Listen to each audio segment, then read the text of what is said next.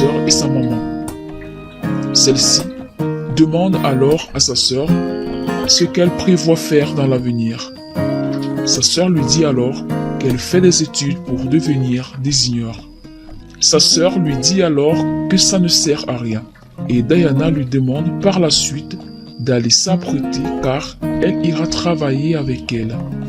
Jessica arrive avec Danny dans la chambre. Elle ne se doute pas que Yamile s'y trouve aussi. Catalina raconte à Nacho ce qui se passe à propos de la malédiction.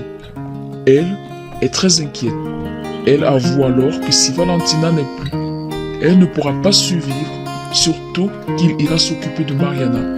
Jessica sort et laisse le téléphone de Daniela puis s'en va. En sortant, elle demande à son homme si la mère porteuse se trouve toujours dans la chambre. Il affirme que oui, mais juste après, il s'en va vérifier. Il constate alors qu'elle n'y est plus avec le petit. Jessica retrouve alors Albiro, il est en colère et ordonne à Jessica de la relâcher. Jessica lui dit alors qu'elle ne va pas le garder. Elle continue en lui disant alors qu'il a un fils, bref, elle lui raconte l'histoire. Yamile sort de sa cachette et constate alors que le corps embaumé de Daniela. Elle s'empare alors du téléphone et appelle son amie pour la prévenir de la situation qu'elle vit. Les hommes de Jessica se mettent alors à la recherche. Jessica est très bouleversée.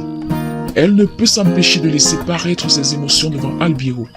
Elle souffre terriblement de l'absence de sa fille. Albiro est très ému de la voir ici. Il discute avec elle et l'on voit avec évidence qu'il est très touché par tout ce qu'elle lui dit. Albiro demande à Jessica de le détacher. Pendant ce temps, Yamile réussit à s'enfuir de la maison. Martin apporte un repas à Valentina et la force à manger comme un animal. Esteban est toujours avec Hilda quand quelqu'un toque à la porte. Il s'agit de Margarita, son employée de l'atelier de couture, avec son amie qui s'est échappée avec le bébé. Elle demande à Hilda de l'aider à se cacher. Yamile dit alors que ce bébé appartient à la diablesse. De l'autre côté, Jessica a enfin détaché Albiro.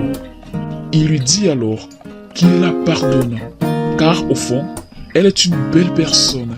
Il finit en lui donnant un baiser d'adieu et s'en va. Sauf que les gardes qui avaient reçu auparavant l'ordre de s'il advenait à s'enfuir, ils le alors. Jessica court aussitôt pour essayer de le sauver.